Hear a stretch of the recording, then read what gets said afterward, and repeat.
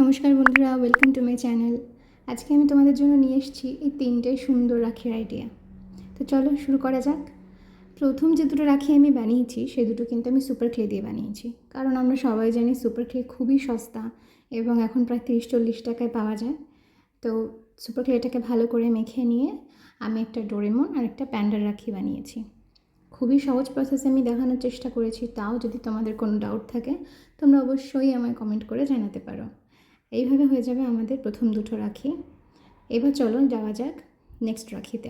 এটার জন্য আমি ব্যবহার করেছি মোল্ডেড কিন্তু খুব ভালোভাবে মেখে নিয়ে তারপর এরকম বেলে নিয়ে 4টে আলাদা আলাদা গোল কেটে নিতে হবে। এই প্রসেসটা কিন্তু সবার নাও করতে হতে পারে। যদি তোমাদের বাড়িতে মায়ের গলার হারের পুরনো পুঁথি থাকে তাহলে আর পরের প্রসেসটা তোমায় করতে হবে না, যেটা হচ্ছে বিডস বানানো।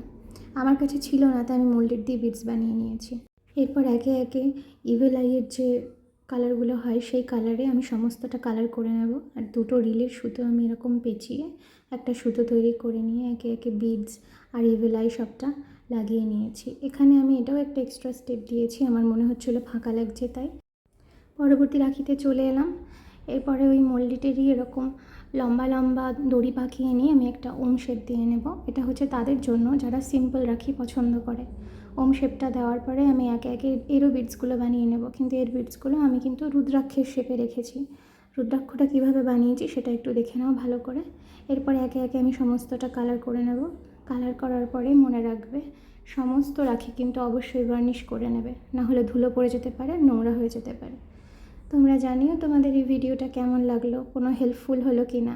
ভালো লাগলেও জানিও, ভালো না লাগলেও জানিও। আজকের জন্য এটুকুই। দেখা হবে পরের কোনো ভিডিওতে। ততক্ষণের জন্য টাটা।